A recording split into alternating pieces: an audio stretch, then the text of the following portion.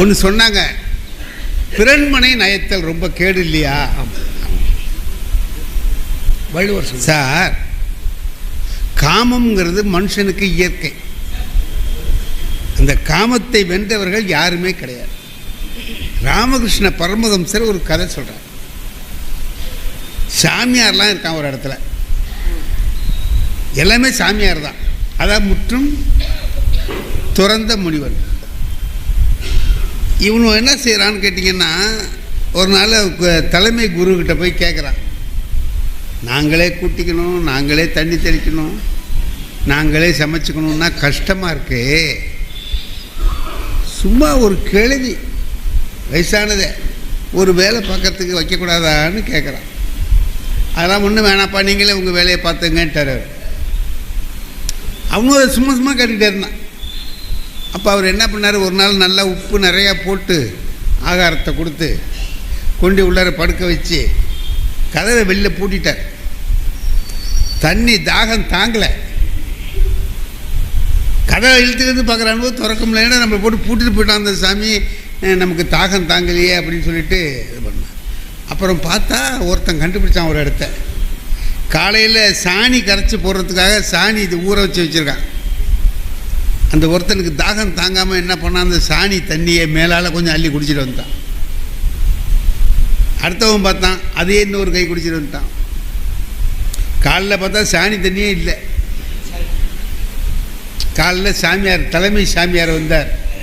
குரு, என்ன நீ பாட்டுக்க பூட்டிட்டு போயிட்டையா அப்படின்னு சொன்னான். அவன் ஆமாம், சாணி கத்தி வச்சுருந்த தண்ணியை காணுமே எங்கன்னெல்லாம் குடித்தோன்னா, அதனால தான் கிளவி அனுப்பலேன்னா. தாகம் வந்தால் சாணி தண்ணியே விட மாட்டேங்கிறியே.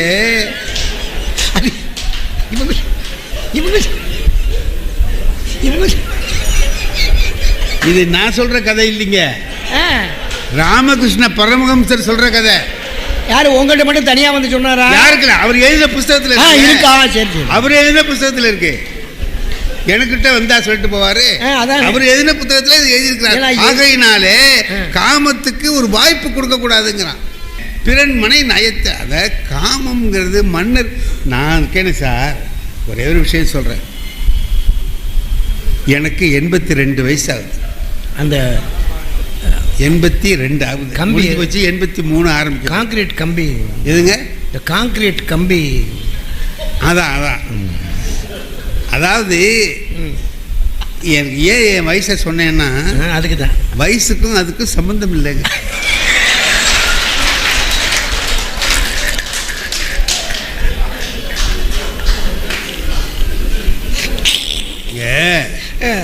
வீட்டில் மாடியில் ஒரு ரூம் கட்டலாம்னு முடிவு பண்ணேன். ஒரு கொத்தனார் வேலை பார்த்துட்டு இருந்தார். ஒரு நாள் நான் என்ன பண்ணேன், கடத்தருக்கு போயிட்டேன். கடத்தருக்கு போனோன்னா நேரம் ஆகிடுச்சு. கடத்தருக்கு போனீங்க? கடத்தருக்கு போயிட்டு நேரம் ஆகிட்டு, 1 மணி ஆகிட்டு. திரும்பி வர்றதுக்கு அந்த வேலை பார்த்துட்டு இருந்த கொத்தனார் கீழே இறங்கி வந்து, எங்கேயா போனேன் இவ்வளவு நேரம்னு கேட்குறான். எனக்கு ஆத்திரமாக போச்சு. நீ ஆயா சொல்லணும் எனக்கு, என்ன கேட்குற? நான் எங்கே போனால் உனக்கு என்ன? இல்லையா, 3 கம்பி வேணுயா, அது இல்லாமல் வேலை நின்று போயிருக்கு. உன் சம்பளம் தான், நீ தான் சம்பளம் கொடுக்க போகிற. வேலையே பார்க்கல காலையிலேருந்து, உன்னை தேடி தேடி பார்க்குறேன், காணும், இப்போ தான் வர்றேன். சரி, இப்போ என்ன செய்யணும்? 3 கம்பி வேணும். 10 mm கம்பியில் ஒரு 3 வேணும். 10 mm கம்பி 3 கம்பி வேணும். இது 3 வாங்கி எப்படி தூக்கிட்டு வர்றது? தட்டு ரிக்ஷாவில் போடுறதா? அது என்னென்னமோ யோசனை பண்ணிக்கிட்டு நான் போகிறேன். வந்தது வேற, வேர்த்து ஊற்றுது, மயக்கமாக இருக்கு. போய் அந்த 2 வீலர் அதில் போய் அப்படி திரும்பினேன். அந்த இடத்துல ஒரு கேள்வி, ஒரு 75 வயசு இருக்கும். ஏங்க, நான் என்ன சொல்கிறேன், ஒரு கிழவின்னதுக்கே நீதிபதி இந்த சிரிப்பு சிரிக்கிறீங்களே, இன்னும் சிறு வயசாக இருந்தால் என்ன சிரிப்பு சிரிப்பீங்க? அது என்ன பண்ணுச்சு, ஐயான்னு.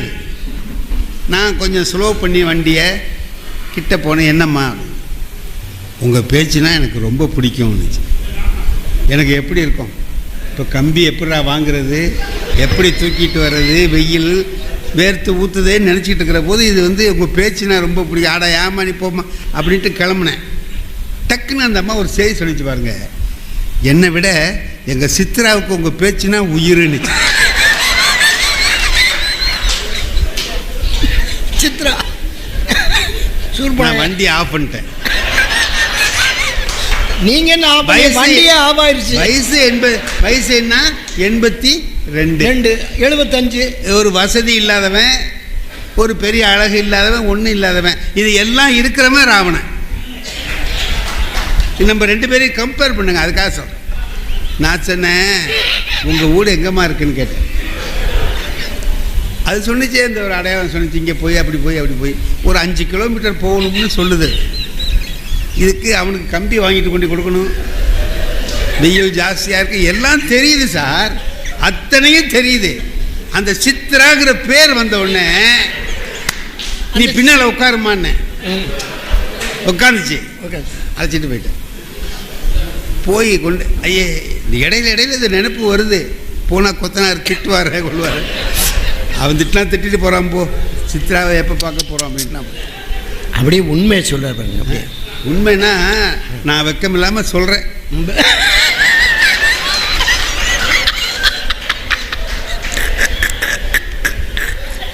நான் வெக்கத்தோட கேட்டுக்கிறேன். இல்லை அவ்வளோதான் நம்ம சொல்லலாம். அதுக்கு மேலே என்ன ஆச்சு, போனேன். போய் அந்த வீட்டுக்கிட்ட போனோடனே அந்த அம்மா ஏறி முன்னாடி போச்சு. நான் பின்னாலே போய் பார்க்குறேன், ஒருத்தரை காணும் வீட்டில். ஆமாம், சித்ரான்னு சொன்னிச்சே ஒன்றுத்தி இல்லையே அப்படின்ட்டு அது சொன்னிச்சு. அந்த அம்மா உட்காருங்க சார், இந்த சித்ராவை அழைச்சிட்டு வந்துடுறேன், உட்காருங்க. சரின்னு பார்த்துட்டு போகலான்ட்டு உட்காந்து கிடுக்கிட்டு சித்ரான்னு சத்தம் போட்டுக்கிட்டு உள்ளே போச்சு. போனது அங்கேருந்து அழைச்சிட்டு வருது சார் சித்ராவை. அதால் நடக்க முடியல. இப்படி கையை இப்படி கொடுத்து மெதுவாக தள்ளிட்டு வருது. கை தாங்கலாம் மெதுவாக நடக்குது. இதுவே தடுமாத்தம். அதான் இது போய் அதை தாங்கிட்டு வருதுன்னா எப்படி இருக்கும்னு பார்த்துக்கோங்க. கொண்டாந்து நாக்காளிக்கிட்ட கொண்டாந்து உட்கார வச்சு அது உட்கார முடியல, பொத்துன்னு உழுவுது. சொன்னிச்சு, இதான் சித்ரா எங்கள் அக்கானுச்சு. நான் சொன்னேன், நல்ல வண்ணமானி விடு, இருங்க காப்பி சாப்பிட்டு போகலாம். காப்பி இப்பெல்லாம் வேணாம், இதே போதும் விடு, என்ன நான் போகிறேன் அப்படின்னு. டக்குன்னு அந்த சித்ரா சொன்னிச்சு பாருங்க, கொஞ்சம் இருங்க ஐயா, எங்கள் அத்தை சென்னையிலேருந்து வந்திருக்கு, அதுக்கும் உங்கள் பேச்சுனா ரொம்ப பிடிக்கும், குளிச்சுக்கிட்டு இருக்கு, இப்போ வந்துருவோன்னுது. நீயே போதும்மா, உங்கள் அத்தை வேண்டாம். நான் என்ன சொல்கிறேன், எனக்கு வயசு 82 வயசு. 82. ஒரு ஆட்சி இல்லை, அதிகாரம் இல்லை, ஒன்றும் இல்லை. அவன்கிட்ட ஆட்சி இருக்குது, அதிகாரம் இருக்குது, அவன் சொன்னதை கேட்க ஆள் இருக்குது, அவ்வளவு இருக்குது. இந்த ஆசை அவனுக்கு வந்ததே போய் தப்புங்கிறீங்களே எப்படி? நான் என்ன சொல்ல, ஒரு ராஜா என்ன செய்யணும், மக்களை நல்லா ஆட்சி செய்யணும், செஞ்சானா இல்லையா? இது என்னடா, இது ஒரு சும்மா இடையில உள்ள ஒரு பொழுதுபோக்கு, அவ்வளவுதான். அதுக்கு போய் நீங்கள் இவ்வளோ பெரிய குற்றம்னு சொல்கிறது என்னால் ஒத்துக்க முடியல. அப்படி அவனை வந்து குற்றம்னு சொன்னீங்கன்னா ஒரு ஊரில் 50 பேர் இந்த குற்றத்துக்கு ஆட்படுவான். ஆகையினாலே காமத்துக்கு ஒரு வாய்ப்பு கொடுக்கக்கூடாதுங்கிறான். அந்த வாய்ப்பை கொடுத்தது யாரு? ஏங்க இவனை யாருங்க வந்து ஒரு பொம்பளை கேட்குறா உன்னை காதலிக்கிறேன்னு, இல்லைடா போடான்னு சொல்ல வேண்டியதானுங்க. மூக்க அறுத்து அதை அறுத்து இது தேவையில்லாத வேலை. அப்போ ஒரு மன்னனுடைய தங்கைய இந்த மாதிரி மூக்கையை அறுத்தா அவன் என்ன பண்ணுவான்? இவன் செஞ்ச தப்புக்கு அவன் ஒரு தண்டனை கொடுத்தான், தூக்கிட்டு போனான். ஏதாவது தப்பு பண்ணானா? அவளை தொட்டானா சார்? தொடல. ஏன் தொடலை? கொண்டு வந்து வச்சிருக்கணும். அவளா விரும்பினா தொடுவான், இல்லையா பரவாயில்ல போன்னு சொன்னான். அது மட்டும் இல்லை, அவனுக்கு காமம் இல்லைங்க. அந்த இடத்துல கூட கடைசி நேரத்தில் கூட அவனுக்கு ஒரு நிலை வந்தது.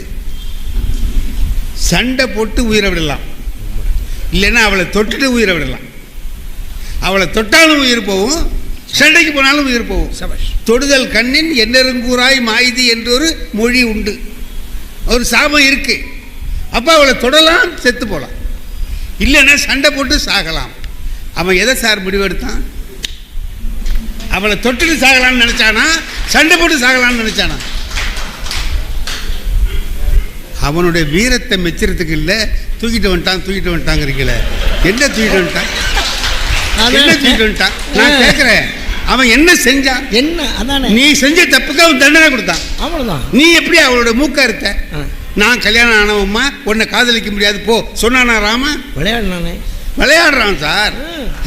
உங்கள் அண்ணன் வந்து கொடுப்பாரான்னு கேட்குறான். கொடுத்தா அப்போ கல்யாணம் பண்ணிக்க வேண்டியதானே அர்த்தம். நம்ம 2 பேரும் ஜாதி வேறையாக இருக்குது, எப்படி பண்ணுறேன்? இது இல்லாமல் பேசணுமா? இது அவள் வந்து உன்னை காதலிக்கிறேங்கிறான். எனக்கு கல்யாணம் ஆகிட்டுமா, நீ போ. ஒரே செய்தி முடிஞ்சு போச்சுல்ல. சொல்லலையே அவன். எங்க அவர் மட்டும் விளையாடலாம், ராவணன் விளையாடப்படாத? அவரு இந்த சூப்பனை அரக்கி, இவன் அவனே அவள்கிட்ட போய் விளையாடுறான். இவன் அரக்கன் போய் கொஞ்சம் அழகா இருக்கா, விளையாடப்படாதா? இவன் என்ன பண்ணான் சார்? தூக்கிட்டு போனான். தூக்கிட்டு போய் வச்சு அவளை என்னை காதலிக்கணும்னு கெஞ்சினானே தவிர பலாத்காரம் பண்ணானா? இல்லை. அதிகாயனுக்கு ஏன் பேர் வச்சேன்னு கேட்குறான் ராவணங்கிட்ட. ஏன் இவனுக்கு அதிகாயன்னு பேர் வச்சேன்னு. ராவணன் அதுக்கு என்ன தெரியுமா? பிரிதோர் இந்திரன் இன்மையால் பேர் அதிகாயன்னா. இன்னொரு இந்திரன் இருந்தா இவன் இந்திரஜித்து 2 இருப்பான். இந்திரஜித்து 2 ஒரு இந்திரன் தான் இருந்தான். என் மகன் ஒருத்தன் ஜெயிச்சுட்டான். இன்னொரு இந்திரன் இருந்திருந்தா இவனும் ஜெயிச்சிருப்பான். பிரிதோர் இந்திரன் இன்மையால் பேர் அதிகாயன். ஒவ்வொருத்தரையா செத்து போயிட்டாங்களே, எல்லாரும் செத்துட்டாங்களே. போர்க்களத்தில் ஒப்பாரி வைக்கக்கூடாது.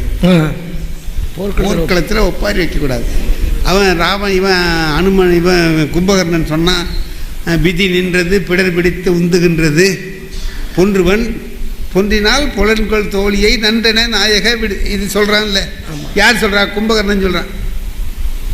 இப்போ இவன் என்ன பண்ணுறான்? சொல்லிட்டு சண்டைக்கு போகாமலா இருந்தான். கும்பகர்ணன் சொன்னான், விதி நான் என்ன அனுப்புது, நான் வந்து எதுக்கு போகிறேன்னு தெரியுமா? சாப்பிட்றதுக்காக போகிறேங்கிறான். கொன்றுவன் அழிவேன், பொன்றினால் நான் செத்துட்டேன்னா நீ இவளை விட்டுட்டு சௌரியமாயிரு அப்படின்னு சொல்லி சொல்கிறான். அதாவது என்ன சொல்கிறான் அவன்? திருடனுலாம் என்ன செய்வானுவோன்னு கேட்டிங்கன்னா,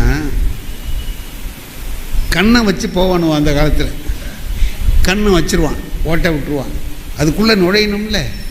வீட்டுக்குள்ளே உள்ளவன் முழிச்சிக்கிட்டு இருக்கானா தூங்குறானான்னு எப்படி தெரியும்? ஒரு கால் முழிச்சிக்கிட்டு இருந்தானா இவன் உள்ளே போனோன்னு பிடிச்சி கட்டி போட்டு அடிச்சிட்டான்னா, அதுக்காக என்ன செய்வான்? ஓட்டை விட்டதுக்கு அப்புறம் டக்குன்னு அவன் நுழைய மாட்டான். ஒரு குச்சியில் கறி பானை இருக்கு பாருங்க, அதை கோத்து உள்ளே விடுவான். தலை வர்ற மாதிரி தெரியும் கண்ணங்கரேன்னு இருட்டில். அங்கே இருக்கிறவன் ஆள் வேண்டாண்டான்னு ஓங்கி அடிப்பான். பானை உடஞ்சவனே இவன் ஓடிடுவான். சரிதானா நான் சொல்றது? நீங்க சொல்றது என்னமோ நான் தான் கண்ணம் போட்ட மாதிரி, நான் கண்ணம் போட்ட மாதிரியும் அவர் பானையை உள்ள விட்ட மாதிரியும். இல்லை இல்லை, இந்த விஷயம் 2 பேருக்கு தெரியும். யாருக்கு? திருட போனவனுக்கும் தெரியும், திருட்டு கொடுத்தவனுக்கும் தெரியும். அவன் உள்ளே இருக்கிறவன் அவனுக்கு தெரிஞ்சிருக்கும், திருடுறவன் இவன் விட்டுறவன் இவனுக்கும் தெரியும், பார்த்தவன் அவனுக்கு தெரியும். 2 பேருக்கு தெரியும். அதனால் நீங்கள் பார்த்தவங்களா கூட இருக்கலாம். அப்போ அவன் சொல்கிறான், விதி நின்றது பிடர் பிடித்து உந்துகின்றது. விதின்னா எது சார்? விதிங்கிறதுக்கு ஏதாவது அர்த்தம் உண்டா? நடந்து முடிஞ்ச அப்புறம் சொல்கிறது தான் விதி. சார் உடம்பு சௌகரியமாக ஆகுமா சார்? அது விதியை பொறுத்து இருக்கு. எப்படி செத்தான்னா விதி அதாம்மா, சௌகரியமாயிட்டா அதுதான் விதி. இவன் ஒன்றும் சொல்ல மாட்டான், விதின்னு ஒன்றும் கிடையாது. எது நடக்குதோ அது விதி இல்லையா? அதானே விதிங்கிறது.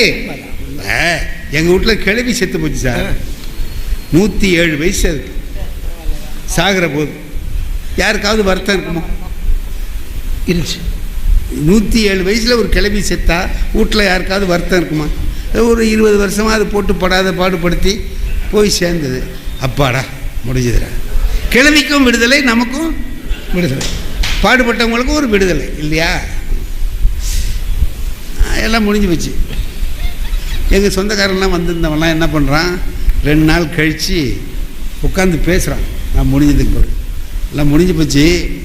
இப்போது யாராவது ஒருத்தர் வீட்டில் இருக்கணும். ஏன்னா துக்கம் கண்டுக்க சில பேர் வருவாங்க. 2 நாள் 4 நாள் கழித்து வருவாங்க. அவங்களுக்கெல்லாம் செய்தி சொல்கிறதுக்கு ஒரு ஆள் இருக்கணும். யார் இருக்கிறது? எல்லோரும் 2 நாள் 4 நாள் லீவு போட்டு வந்திருக்காங்க, போயிட்டாங்க. அப்போ ஒருத்தர் எங்கள் சித்தப்பா சொன்னார், நீ இருடான்னாரு. என்ன நாங்கள்லாம் ஊருக்கு போகிறோம், நீ இருன்னார். ஏன்பா நீங்கள்லாம் பெரியவங்க, நீங்கள் போகிறேங்கிறீங்க, என்ன இருக்க சொல்கிறீங்களே என்ன? அதுக்கு எங்கள் சித்தப்பா சொன்னார், அது வர்றவனுக்கெல்லாம் ஒரே செய்தி திரும்ப திரும்ப சொல்லணும், அது ஒன்னால தான் முடியும்னு சொன்னார். ஏன் அது என்ன நான் அப்படி சொல்கிற ஆளான்னு? அதை விட 18 வருஷமாக ஒரே புத்தகத்தை பாடம் நடத்திட்டு இருக்கேன் இல்லையா நீ? சரி, இப்போ என்னாச்சு? நான் இருக்கணும். அது என்ன ஆச்சுன்னு கேட்டிங்கன்னா, அது ஒரு பெரிய கலை. எங்கள் ஊர்லலாம் அப்படி, உங்கள் ஊரில் எப்படி எனக்கு தெரியாது. திண்ணையில் உட்காந்துருக்கணும், எதுக்கு வெத்தலை சீவல்லாம் வச்சு விபூதி பூசியிருக்கணும். அதாவது குளிச்சுட்டு வந்ததாக ஒரு அர்த்தம். இந்த விபூதியை நான் என்ன பண்ணுறதுன்னு கேட்டிங்கன்னா, கொஞ்சம் தண்ணியில் குழைச்சி பூசிட்டோம்னா ஒரு 4-5 நாளைக்கு தாங்கும். 4 நாள் ஓடும். ஒரு 4 நாளைக்கு ஒரு தடவை குளித்தா போதும். அதாவது அப்படியே தள்ளிட்டு இருந்துச்சு. நான் அந்த மாதிரி வச்சுக்கிட்டு உட்காந்துருவேன். அப்போ தான் ஃப்ரெஷ்ஷாக குளிச்சுட்டு வந்த மாதிரி இருக்கும். எங்கள் வீட்டிலேருந்து 4வது வீட்டில் ஒரு ஆள் இருக்கான் சார். அவன் அன்னைக்கே வந்திருக்கலாம்ல. அவன் 4 நாள் கழித்து வரான். வரும்போது எப்படி வர்றான்னு கேட்டிங்கன்னா, அதுதான் முடிச்சிடலாம், அதுக்குள்ளே முடிச்சிடலாம். வந்தால் ஒரு துண்டை எடுத்து வாயில் வச்சுக்கிறான் சார். அது எதுக்கு துண்டு வச்சானுவோன்னு எனக்கு அது வரைக்கும் தெரியாது. அன்றைக்கி தான் துண்டை வச்சுக்கிட்டு, தம்பின்னா வாங்கண்ணே பாட்டி, அவனுக்கு செத்தது யாருன்னே இன்னும் தெரியல, பாட்டி தானான்னு கேட்குறான். பாட்டி தான் உட்காருங்க, தாத்தா பாட்டி தான் உட்காருங்க. அடுத்த கேள்வி கேட்பான். என்ன கேட்குறான்னா, ஏன் என்ன பண்ணுச்சும்மா? என்ன பண்ணுச்சுன்னா, 107க்கு ஏதாவது பண்ணணுமா? 107 ஆனதே காரணம்தான். இவன் என்ன கேட்குறான், என்ன பண்ணுச்சுங்கிறான். இப்போ இவனுக்காக நம்ம ஏதாவது சொல்லி ஆகணும் இல்லையா? அதோட நான் சொன்னேன், இந்த பக்கம் வலிக்குதுன்னு சொன்னிச்சு. சும்மா நானாக சொல்கிறேன், இந்த பக்கம் வலிக்குதுன்னு சொன்னிச்சு. எங்கள் ஊரில் ஒரு டாக்டர் இருந்தேன், அவர்கிட்டலாம் கொண்டு காமிச்சாச்சுன்னு. அதுதான் விதிங்கிறது. நான் அவர் பேரை சொல்லாமல் இருந்திருக்கலாம், அந்த டாக்டர் பேரை சொல்லாமல் இருந்திருக்கலாம். சொல்லிவிட்டேன். அவன் வந்தவன் கேட்குறான், அவர்கிட்ட ஏன் காமிச்சிங்க? அவர் டாக்டர் இல்லையே, எமனுக்கு ஒரு ஏஜென்ட் மாதிரிலாம் வேலை செஞ்சுருக்காங்க.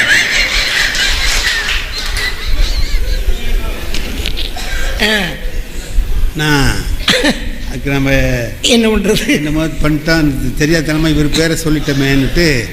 ஏங்க அவருக்கு என்னன்னா, எமனுக்கு ஏஜென்ட்டுக்கு. அப்போ நீங்கள் வேறு என்ன செய்யலாம்னு சொல்கிறீங்க? 107 இங்கே வலிக்குதுங்குது, நம்ம என்ன செய்யலாம்னு நீங்கள் சொல்கிறீங்க? ஏன்னா அடுத்த ஆளுக்கு சொல்லலாமேன்னு நான் கேட்குறேன். அவன் சொல்கிறான், தஞ்சாவூர் கொண்டு காட்டியிருக்க வேண்டியதானே. என்ன தஞ்சாவூருக்கு அழைச்சிட்டு போய் எதை 107 108 அழைச்சிக்கிட்டு போய் 108ன்னா இங்கே ஆம்புலன்ஸ், இங்கே அது தெரியாது. கொண்டு போனால் அது போகிற வழியிலேயே முடிஞ்சு அங்கே கொண்டு போகிறதா? இங்கே இதெல்லாம் இவனுக்கு ஆசை. தஞ்சாவூர் கொண்டு போயிருக்க வேண்டியதானே. என்ன சரி, அடுத்த ஆளுக்கு வச்சுக்கிறேன், நீங்கள் போங்க அப்படின்னு சொல்லிட்டு அடுத்த ஆள் வந்தா. சார், நான் அந்த டாக்டர் பேரை சொன்னதில் என்ன தப்புன்னு கேட்டிங்கன்னா, அந்த டாக்டர் அது மாதிரி ஒரு டாக்டர் தான். அவர் ஒருத்தருக்கு ஒரு 5 நிமிஷத்தில் முடிச்சிடுறேன். ஒருத்தருக்கு ரொம்ப சீரியஸாக போச்சு. அவர் பையன் என்ன பண்ணால், தந்தி கொடுத்தான், சொந்தக்காரவங்களாம் தந்தி கொடுத்தான். ஒரு 20-30 பேர் வந்துட்டானுங்க, நெருங்கின சொந்தக்காரன். அவருக்கு முடிய மாட்டேங்குது, இழுத்துக்கிட்டே இருக்கு. வந்தவனுங்களாவது சரி போயிட்டு அப்புறம் வரலான்ட்டு போகலாம்ல, அவனும் போக மாட்டேங்கிறான். இவரும் போக மாட்டேங்கிறாரு, அவங்களும் போக மாட்டேங்கிறான். பணம் மட்டும் போயிட்டே இருக்கு. 25 பேருக்கு 30 பேருக்கு வச்சுட்டு தினம் 3 வேளை சாப்பாடு போடணும், எவ்வளவு செலவாகும்? ஒரு வாரம் ஆச்சு, சாக மாட்டேங்கிறாரு. இவனும் இருந்து ஒரு தடவையாக பார்த்துட்டு போயிடுவோங்கிறானுங்களை தவிர போக மாட்டேங்கிறான். அதில் வந்தவன் ஒருத்தன் சொல்கிறான், தினம் இட்லி போடாதீங்க, நாளைக்கு பூரி போடுங்க.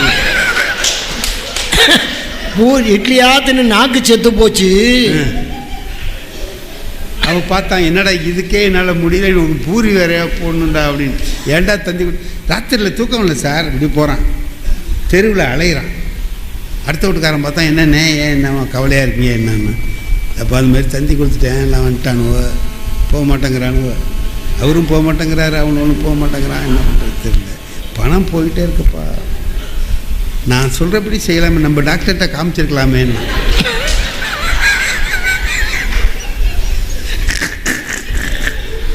ராவணன் அவன் கேட்டான், காமிச்சா உடனே உடனே இல்லைன்னா கைராசி டாக்டர்னு அவருக்கு பேர் கேட்பாங்க. கையை தொட்டோன்னு மேலே. என்னென்ன அப்படி சொல்கிறீங்க, 100 ரூபா செலவுமா கொண்டு காட்டு. சரின்னு மறுநாளைக்கு அழைச்சிட்டு போய், மாதிரி டாக்டர் ஒரு வாரமாக இப்படியே எடுத்துக்கிட்டு இருக்கு, போக மாட்டேங்குது, எங்கள் அடுத்த வீட்டுக்காரர் தான் அப்புறம் உங்கள்கிட்ட காட்டலான்னு ஒரு யோசனை சொன்னார்.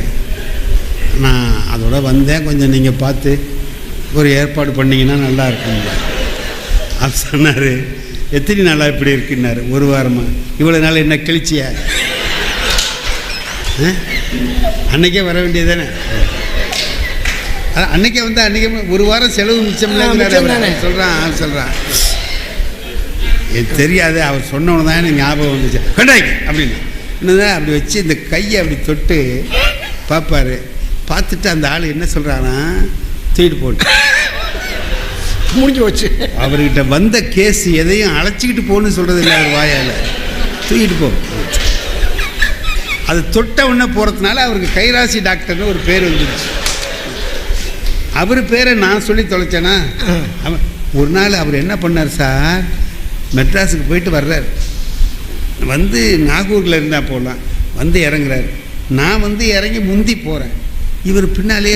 அதே ட்ரெயினில் வர்றீங்க? நான் வந்துட்டேன். அவர் வந்து எனக்கு தெரியாது, அவர் வேற கோச்சில் இருந்திருக்காரு, நான் வேற கோச். இறங்கி பின்னால் வந்தவர் என்னை பார்த்துட்டார். புலவரே என்னார். ஆஹா, அவர் சவுண்டு மாதிரி இருக்கு அப்படின்ட்டு, சார் நான் வரேன் சார் அப்படின்னு.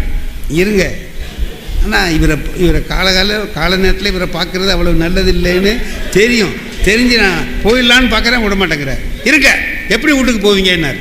நான் ஆட்டோ பிடிச்சிட்டு போயிடுவேன் சார். நம்ம கார் வந்துருக்குல்ல, அது நம்ம அழைச்சி கொண்டு உங்களை வீட்டில் விட்டுட்டு நான் போகிறேன்.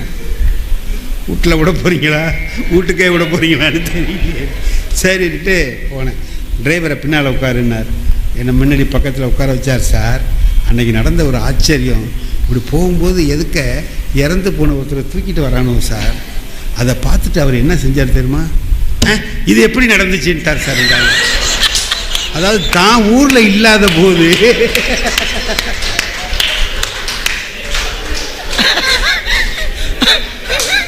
நான் சொன்னேன், போன போது விடுங்க சார், வேற எவனா அந்த வேலையை பார்த்துக்காம இப்படி இருந்ததா. இப்படி எல்லாரும் வர்றவன் பூரா என்ன பண்ணுறான் சார், நான் சொல்கிறேன் அதுக்கு ஒரு மறு கேள்வி கேட்குறான் சார், ஏன் அதை செய்யலை. இப்போ அவன் கேட்குறதெல்லாம் பார்த்தா எனக்கு எப்படி இருக்குன்னு கேட்டால், பாட்டி செத்ததுக்கு துக்கம் கண்டு வந்த மாதிரி இல்லை, அந்த பாட்டியை நான் ஏதோ கொலை பண்ணிட்டது மாதிரியும், அதுக்கு இவனெல்லாம் நீதி விசாரணைக்கு வந்தவன் மாதிரி கேள்வி கேட்டான். அடுத்தபடி ஒருத்தன் வந்தான், தம்பின்னா. அதே துண்டு வச்சுக்கிறது எதுக்குன்னு நான் அப்போ தான் சார் கண்டுபிடிச்சேன். 107 செத்து போனதுக்கு எனக்கே வருத்தம் இல்லை, அவனுக்கு என்ன வருத்தம், அவனுக்கு வருத்தமாக இருக்கும். ஆனால் துண்டு வச்சுக்கிட்டு வருத்தமாக இருக்கிறது மாதிரி பாட்டினா அப்படின்னு சொன்னால் துயரமாக இருக்கிற மாதிரி நடிக்கிறான். இடையிலேயே சிரிப்பு வந்தாலும் வரலாம், தெரியாமல் இருக்கட்டுங்கிறதுக்காக தான் துண்டை வச்சு மறைச்சிக்கிறாங்கிறது எனக்கு அன்றைக்கி தான் நான் கண்டுபிடிச்சேன் அந்த விஷயத்தை. அப்புறம் அடுத்தபடி ஒருத்தன் வந்தான், தம்பி பாட்டினா. பாட்டி தான் உட்கார். என்ன பண்ணிச்சுன்னா, ஒன்றும் பண்ணலைன்னு. அப்புறம் அவனுக்கு மேற்கொண்டு என்ன பேசுறேன்னு தெரியல. அப்புறம் நான் விதி முடிஞ்சு போச்சு, அவ்வளோதான், அது சரிதான் விடுங்கன்ட்டான் சார். எது சொன்னாலும் கேள்வி கேட்டானே, விதி சொன்னா கேள்வி கேட்டானோ இல்லை, அதுதான் அவன் சொல்றான். அதை சொன்னாயா, அதைத்தான் கும்பகர்ணன் சொல்றான், விதிடான்.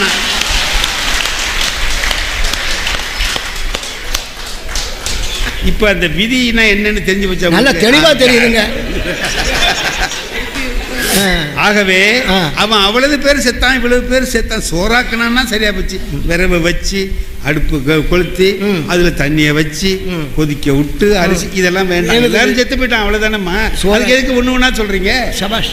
ஒரு காலத்துக்கு போனா சாவத்தான் சாவான், அவனே செத்துட்டான், தலைவனே செத்துட்டான். ஆகையினால் ஒரு கொள்கையை வைத்து அடிப்படையாக வைத்து நடந்த சண்டையை தவிர உயிரோடு இருக்கிறதா மறுபடியும் நல்ல வாழ்க்கையை வாழ்வதாங்கிற பிரச்சனை இல்லை. கொள்கையில் நிற்பதா இல்லையா? கொள்கையில நின்றான், செத்தான். அவன்தான் ராவணன் என்பதை சொல்லி அமைகிறேன். நன்றி.